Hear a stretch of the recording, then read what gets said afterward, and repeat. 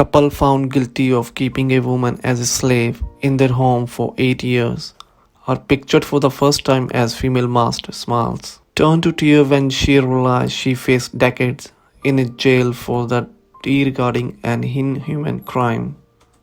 A couple accused of holding a woman captive as a slave for 8 years can finally be revealed to be husband and wife Kandasamy and Kumuthini Kannan. The evil couple from Glen Waverley in Melbourne were on Friday found guilty of committing crime against humanity. Their identities had been hidden for years after they successfully argued for a court-imposed gag order. The wicked couple had wanted to protect their young children from the shame of being the spawn of devilish slaver. Their mother, Kumunthini, had been painted as the evil slave keeper who dominated over her pathetic husband and their slave. Kumuthini Kannan was found guilty of being a slave driver. She would slash her servant with a knife if she was not satisfied with her work, a jury heard. The arrogant slaver had smiled broadly just minutes before learning her fate, still supremely confident that the jury had swallowed her lies. The jury of 12 delivered its verdict in Melbourne on Friday after deliberating for just over a day. Kumunthini had beaten her slave with a frozen chicken, tossed boiling water on her legs, splashed hot tea in her face, and poured curry over her head. It was still summer when the husband and wife slaver first faced the jury of February 10. The Kannans now face 25 years in jail. Their 3 special needs children left orphans. Kumuthini burst into tears upon hearing the guilty verdicts. She held her head in her hands and slumped her head into her husband's shoulder as he too was found guilty. Kumuthini had been a beacon of arrogance throughout the epic trial, often smiling while her elderly victim gave harrowing evidence. On Friday, she was shattered woman, placing her head onto the desk before her for the remainder of the hearing. Despite the guilty verdict, the couple were granted bail until their sentence date at the end of June.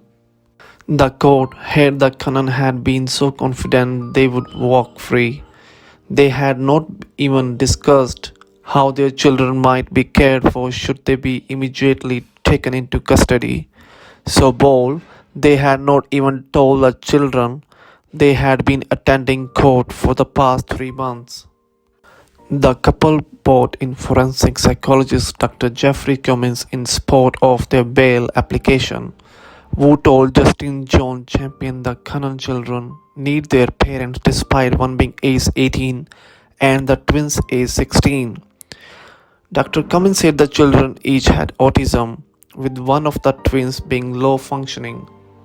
Their activities are rather limited, he said. Dr. Cummins told the court there would be chow if their parents did not return home from court tonight. I'm not exaggerating. There would be simply chows at home, he said. In granting bail, Justin Champion said the Kannan deserved a sour tongue lashing for failing to prepare for the prospect of being found guilty, describing their behavior as reprehensible. Crown Prosecutor Richard Maidman said it was incredible the Kannans had not contacted authorities in preparation of their potential jailing. Justin Champion said the couple had been in denial of reality that this day would come. It does Mr. and Mrs. Kannan no credit. They have placed a gun at the court's head and they ought be condemned for that, he said. The jury had entered months of evidence which include shocking allegations of abuse by the couple against their elderly slave. Kumuthini Kannan had been accused of throwing things when unhappy with her slave. The couple had been accused of committing crimes against humanity by keeping the woman captive and working her near to death. The jury heard their slave had hot curries poured over her head as punishment and lived off just an hour asleep for years at a time. The elderly woman was found by paramedics in 2015 in a pool of her own urine and weighing just 40 kg. The Kannan had pleaded not guilty to internationally keeping the woman as a slave between July 2007 and July 2015. The woman was discovered after she collapsed inside the couple home and they called her an ambulance. Traumatized and with serious medical conditions, she spent more than 2 months in hospital recovering. And for much of the time, nobody knew her real identity. In closing the Crown case, Mr. Maidman said the couple's payment to the woman amounted to just $3.39 a day in exchange for childcare, washing, cleaning, and preparing meals. He told the court to pair had fudged their elderly captive visa documents to allow her to stay in Australia illegally. The woman had hoped to earn enough money in Australia to help support her family in India, the jury was told. By 6th of August 2007, she had become an unlawful non-citizen with the full knowledge and convinced to the couple, Mr. Maidman said. The husband and wife, whose home she was found at, are guilty of intentionally possessing the woman as a slave between July 2007 and July 2015. Kumuthini Kannan and her husband Kandasamy will leave their children orphan after being found guilty of slavery. Or the deep down disrespect they had for her situation, or their willingness to exploit her in terms of paying her so far below the appropriate remuneration as to amount to indicator of slavery, he said. The jury heard the woman had been effectively stranded in her captive home, unable to even use a bus or call for help for her family back in India.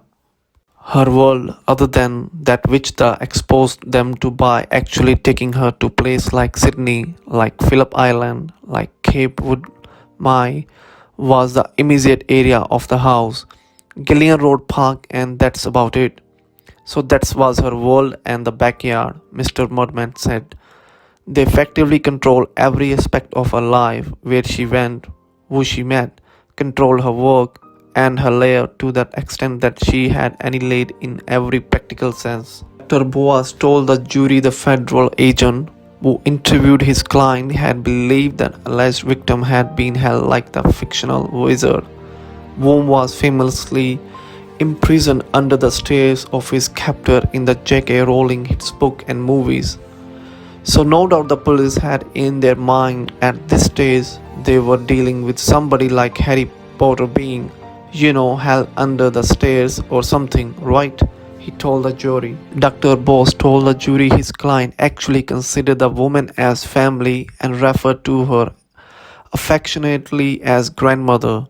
He claimed the only crime his client had committed was harboring the woman after her 1 month travel visa had expired. It was Pharaoh's prosecution over the visa violation that not only caused the woman to lie to authorities, but her to lie about her captivity, the court heard. The jury disagreed.